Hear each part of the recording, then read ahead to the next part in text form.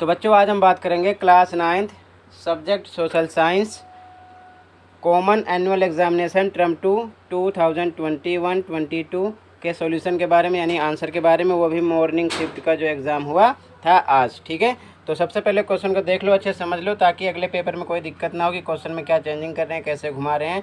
ठीक है, तो क्वेश्चन को ध्यान से समझो। सेक्शन ए का फर्स्ट क्वेश्चन है, मान लीजिए आप दिल्ली के निवासी हैं। ग्रीष्म ऋतु में मौसम के अनुसार, ग्रीष्म ऋतु के होगा, ग्रीष्म ऋतु के मौसम के अनुसार आप किस प्रकार के वस्त्र पहनेंगे एवं क्यों। अब ध्यान से देखो, आप दिल्ली के निवासी हैं, गर्मी के मौसम में कैसे कपड़े पहनोगे।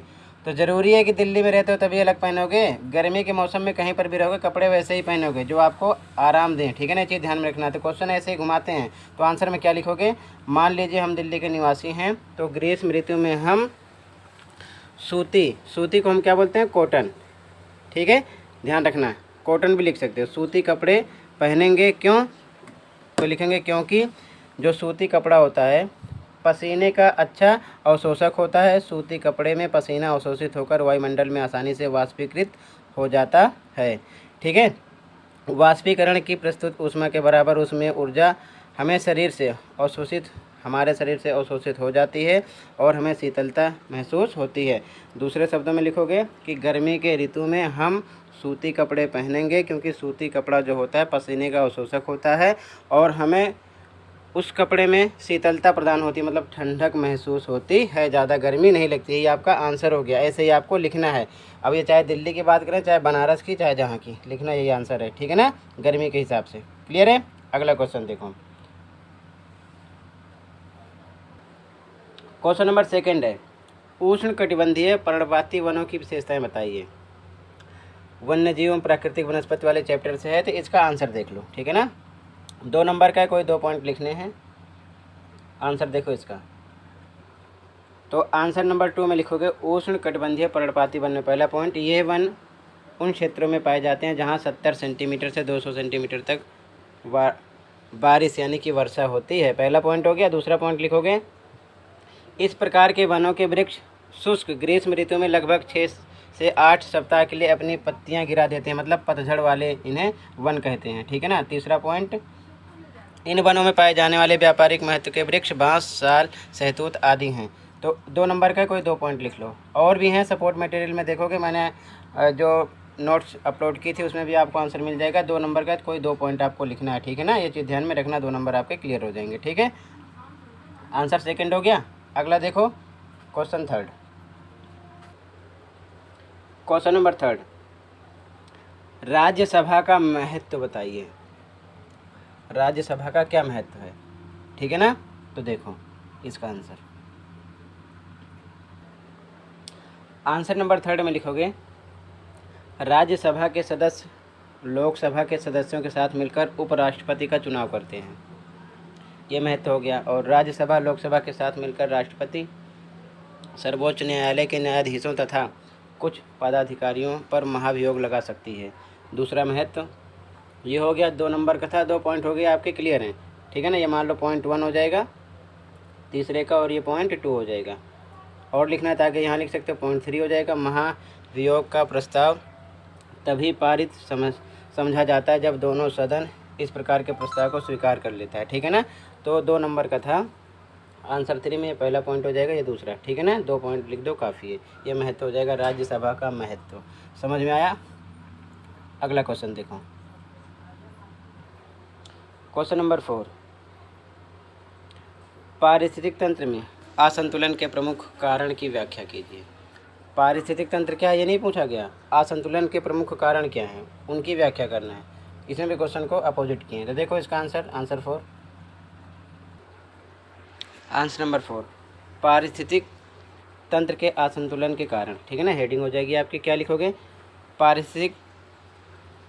पारिस्थितिकी असंतुलन के मुख्य कारण जल, वायु और भूमि प्रदूषण हैं। ठीक है, इस प्रदूषण में मानवीय और प्राकृतिक कारण शामिल हैं। तो ऐसे भी लिख सकते हो कि पारिस्थितिक तंत्र के जो असंतुलन के कारण हैं उसमें मानवीय और प्राकृतिक कारण शामिल हैं। ठीक है, तो आपका आंसर यहीं पर फिनिश हो गया। 2 नंबर का था, काफ़ी है। ठीक है ना, आंसर 4, ये हेडिंग डालकर इतना लिख देते यहाँ तक, तब भी आपका आंसर क्लियर है, नंबर पूरे हो जाएंगे 2 पॉइंट में। ठीक है ना, आगे लिखना है तो लिखोगे पारिस्थितिक तंत्र में किसी क्षेत्र के जानवर, पौधे और पर्यावरण परिस्थितियाँ शामिल हैं। आर्द्र भूमि, मैंग्रोव, वर्षावन और प्रवाल भित्तियाँ पारिस्थितिक तंत्र के उदाहरण हैं। ठीक है, ये आपका आंसर नंबर 4 हो जाएगा। तो सबसे मेन क्या है कि असंतुलन के सबसे मेन कारण है असंतुलन का मानवीय और प्राकृतिक कारण। ठीक है ना, इन्हीं के द्वारा। तो यहाँ से यहाँ तक सबसे मेन हो जाएगा, आप लिख दो या पूरा लिख दो, आपका आंसर नंबर 4 ही हो जाएगा। ठीक है ना, अगला देखो। अगला क्वेश्चन नंबर 5, भारत की जलवायु अवस्थाओं की क्षेत्रीय विभिन्नताओं का उदाहरण सहित वर्णन कीजिए। 2 नंबर की ये भी है, तो 2-3 पॉइंट दोगे काफ़ी है। ठीक है ना, ज़्यादा बढ़ा चढ़ा कर लिखना इसमें ज़रूरी नहीं होता कि ज़्यादा बढ़ा चढ़ा कर लिखो। ठीक है, तो ज़्यादा बढ़ाने की कोई ज़रूरत नहीं है। देखो आंसर 5 देखो, क्वेश्चन फिर से देखो, भारत की जलवायु अवस्थाओं की क्षेत्रीय विभिन्नताओं का उदाहरण सहित वर्णन कीजिए। आंसर देखो, ये क्वेश्चन 5 है, आंसर यहाँ से स्टार्ट है। ठीक है, भारत की जलवायु अवस्थाओं की क्षेत्रीय विभिन्नताओं को उदाहरण सहित समझाइए या व्याख्या कीजिए, एक ही बात है। देखो पहला पॉइंट क्या लिखोगे इसमें 5वें में, ये पहला पॉइंट, गर्मियों के समय राजस्थान के मरुस्थल में कुछ स्थानों का तापमान लगभग 50 डिग्री से सेंटीमीटर तक पहुंच जाता है। 50 डिग्री सेल्सियस, यहाँ पर सेंटीमीटर सेल्सियस है, 50 डिग्री सेल्सियस तक पहुंच जाता है। जबकि जम्मू कश्मीर में पहलगाम में तापमान लगभग 20 डिग्री सेल्सियस तक रहता है। दूसरा पॉइंट क्या लिखोगे, सर्दी में रात के समय जम्मू कश्मीर में द्रास का तापमान 45 डिग्री हो जाता है, जबकि तिरुवनंतपुरम में 20 डिग्री हो जाता है। तीसरा पॉइंट, देश के अधिकतर भागों में जून से सितंबर तक वर्षा होती है, परंतु कुछ क्षेत्रों में तमिलनाडु तट पर अधिकतर वर्षा अक्टूबर और नवंबर में होती है। अगला 4, हिमालय के ऊपरी भाग में वर्षण अधिकतर हिम के रूप में होता है तथा देश के अन्य भागों में यह वर्षा के रूप में प्राप्त हो जाता है। तो मतलब कई पॉइंट है, लेकिन 2 नंबर का है, तो आपको सब नहीं लिखना है, बस इनमें से कोई 2-3 पॉइंट आप लिख दो, काफ़ी है। ठीक है ना, यहाँ तक ये चीज़ ध्यान रखना, जो छोटे पॉइंट होते हैं उनको याद किया जाता है। ठीक है, ये आपका आंसर 5 हो जाएगा। अगला देखो, अगला क्वेश्चन नंबर 6 है, सेक्शन बी स्टार्ट हो गया।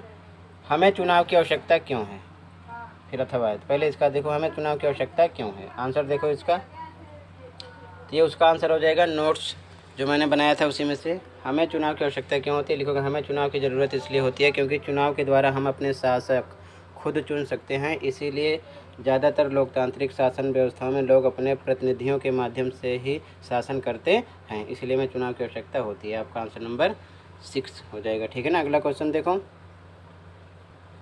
6 का अथवा, चुनावों को लोकतांत्रिक मानने का आधार क्या है।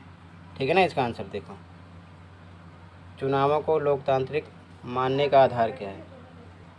आंसर में लिखोगे चुनाव लोकतांत्रिक आधार है, मतलब चुनाव को लोकतांत्रिक मानने का आधार यही है कि चुनाव के बिना लोकतंत्र की परिकल्पना भी नहीं की जा सकती है। एक तरह से लोकतंत्र और चुनाव एक दूसरे का पूरक माना जा सकता है।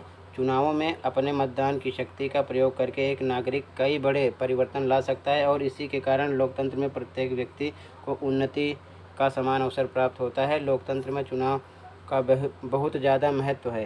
ठीक है ना, इसलिए चुनाव लोकतंत्र का क्या है, आधार है। ठीक है ना, ये अथवा का आंसर हो जाएगा। क्लियर है, समझ में आया। अगला क्वेश्चन देखो,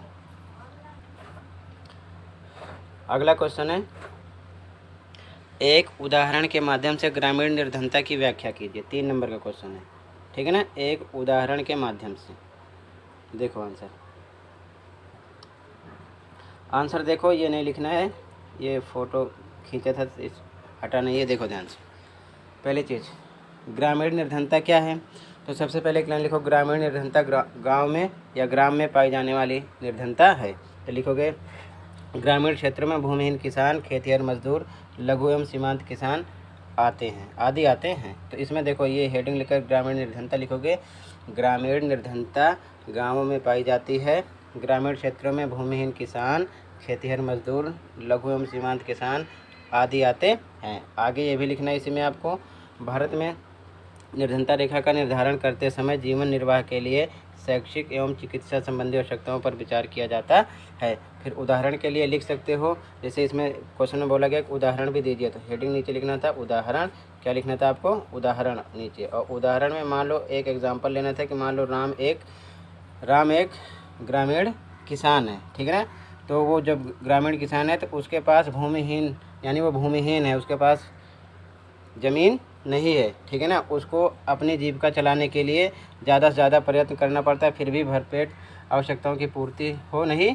पाती है। इसीलिए वो क्या है, ग्रामीण निर्धनता की श्रेणी में आता है, क्योंकि उसकी प्रति व्यक्ति आय बिल्कुल कम है। ठीक है, ऐसे उदाहरण लिखना था आपको।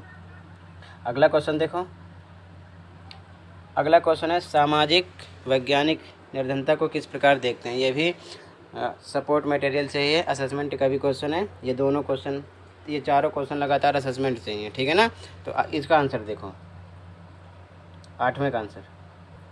तो देखो इसमें किस प्रकार देखते हैं, नीचे दूसरा आंसर स्टार्ट, यहाँ से नहीं देखना है। तो पहला निरक्षरता स्तर देखते हैं, दूसरा कुपोषण के कारण रोग प्रतिरोधी क्षमता की कमी को देखते हैं, तीसरा स्वास्थ्य के अवसरों की कमी देखते हैं, चौथा रोजगार के अवसरों की कमी देखते हैं, पाँचवा सुरक्षित पेयजल एवं स्वच्छता देखते हैं। तो कोई 3, ठीक है ना, समझ में आए।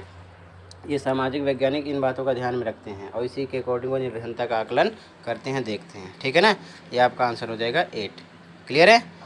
तो आधे से ज़्यादा क्वेश्चन आपके सपोर्ट और असेसमेंट से हैं, ठीक है। आगे देखो, अगला जो क्वेश्चन है सेक्शन सी फर्स्ट, तो इसका आंसर क्वेश्चन नंबर 9 का आंसर नेक्स्ट वीडियो में डिस्कस करेंगे। और इससे पहले भी शाम को जैसे इवनिंग शिफ्ट का एग्ज़ाम होगा उसके जस्ट बाद अगर आंसर की प्रोवाइड हो जाएगी स्कूल को, तो दोनों शिफ्ट के आंसर एक साथ मैं अपलोड कर दूंगा, वही आंसर जो स्कूल को प्रोवाइड किए जाएंगे, ठीक है ना।